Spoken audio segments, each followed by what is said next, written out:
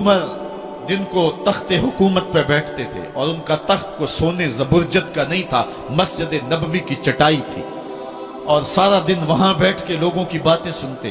और जब रात के अंधेरे गहरे होते उमर भेष बदल के मदीने की गलियों का गश्त करते। कहा तुम्हारे घर से धुआं निकल रहा है और बच्चे रो रहे हैं, उनको खाना क्यों नहीं देती? कहने लगी उमर की जान को रो रही। उमर के पांव तले से जमीन निकल गई। कहा क्या हुआ? कहा 3 दिन से हमारे यहां खाने के लिए कुछ नहीं है, रोजाना बच्चे रोते हैं और मैं हंडिया के अंदर पत्थर डाल करके नीचे से आग डालती रहती हूं कि बच्चे इंतजार कर करके सो जाएंगे। कम वक्त सो भी नहीं रहे और वो पत्थर पकेंगे भी क्या, और मैं उमर की जान को रो रही हूं। हजरत उमर का कलेजा दहलने लगा। फौरन पलटे वापस बैतुल माल में आए, घी का एक कनस्तर लिया, आटे की बोरी ली, मिर्च मसाला जात बहुत कुछ उठाया, अपने कंधे पे रखा, बोरी अपनी कमर पे ला दी। उमर बैतुल माल से निकले तो आपके खादम असलम ने देख लिया, आगे बढ़ा, कहा मेरे आका मैं उठाता हूं।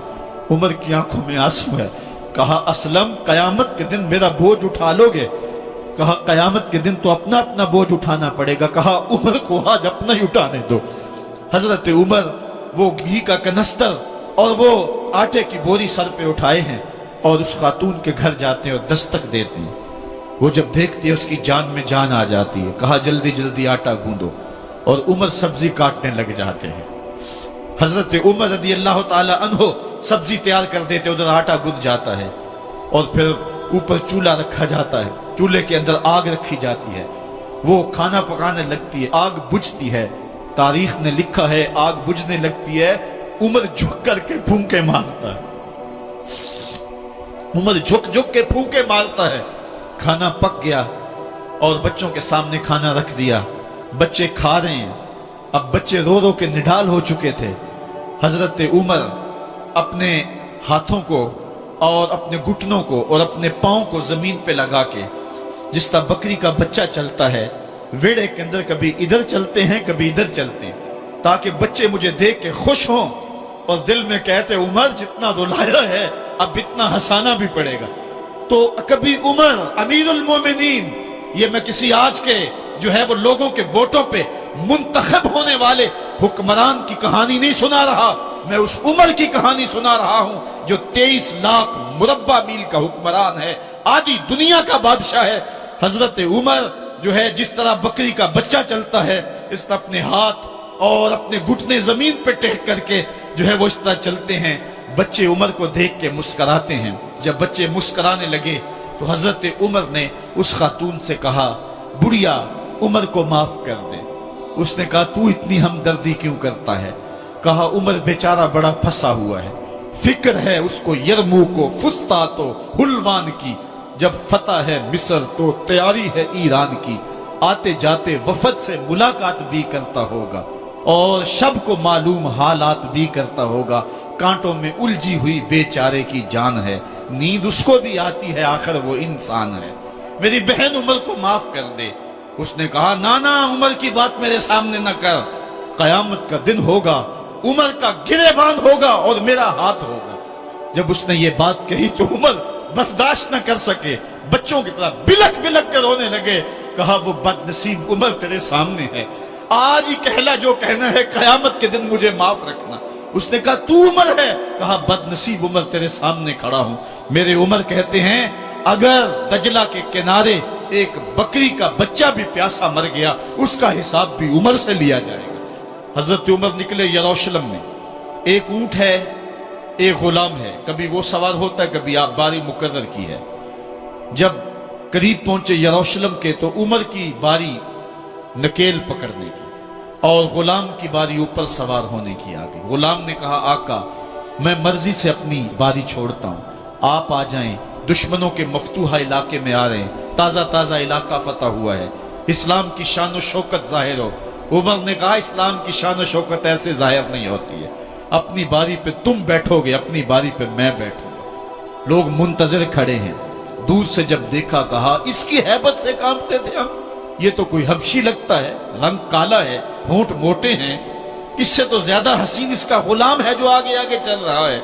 हजरत अबू उबैदा ने कहा धोखा खा रहे हो, ہمارا آقا وہ نہیں ہے جو اونٹنی کے اوپر سوار ہے، ہمارا آقا وہ ہے جو لگام تھامے آگے آگے چل رہا ہے۔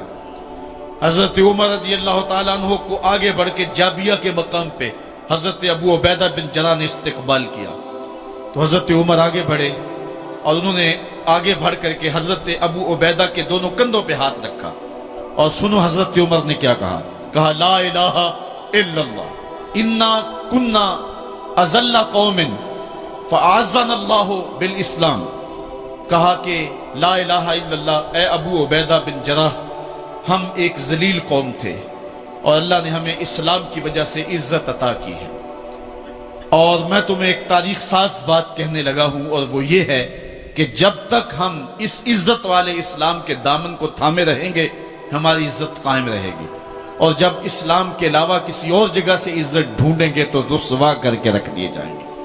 یہ ہے وہ خلاصہ جو حضرت عمر نے امتوں کے عروج و زوال کا بیان کیا ہے۔ اس امت کو جو خیرات ملی ہے تخت و تاج کی، وہ پینٹاگون سے نہیں ملی، وہ واشنگٹن سے نہیں ملی، وہ وائٹ ہاؤس سے نہیں ملی، وہ محمد عربی کے جوڑوں کا صدقہ ملی ہے۔ اس لیے جب ہم نے اسلام سے انحراف کیا، پاکستان حاصل کیا گیا تھا۔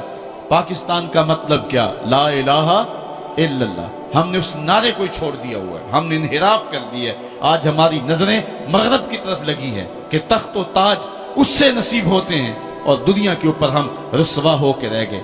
ہماری پستی، ہماری زبوحالی، ہماری ذلت کا سبب یہ ہے کہ جس جگہ سے ہمیں عزت ملی تھی ہم نے وہ مرکز ہی چھوڑ دیا ہے۔ اس مرکز حیات کو، اس مرکز زندگی کو، اس مرکز عزت کو ہم نے چھوڑ دیا ہے، اور دنیا کے اوپر ہم رسوا ہو رہے ہیں۔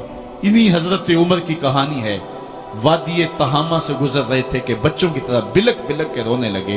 کہا عمر جوان آدمی ہو اور بچوں کی طرح بلک کے رو رہے ہو؟ کہا تم نہیں جانتے، مجھے بچپن کی کہانی یاد آ گئی۔ کہا کیا کہانی ہے؟ کہا یہی عرض تہامہ تھی، میرے باپ خطاب نے مجھے 5 اونٹ دیے تھے، کہا انہیں لائن میں کھڑا کرو سیدھا۔ میں آگے والا سیدھا کرتا تھا، پیچھے والا ٹیڑھا ہو جاتا، پیچھے والا سیدھا کرتا، آگے والا ٹیڑھا ہو جاتا۔ میرے باپ خطاب نے مجھے بڑا مارا۔ کہا ایک عرب کے بیٹے ہو کے تم سے 5 اونٹ لائن میں کھڑے نہیں ہوتے؟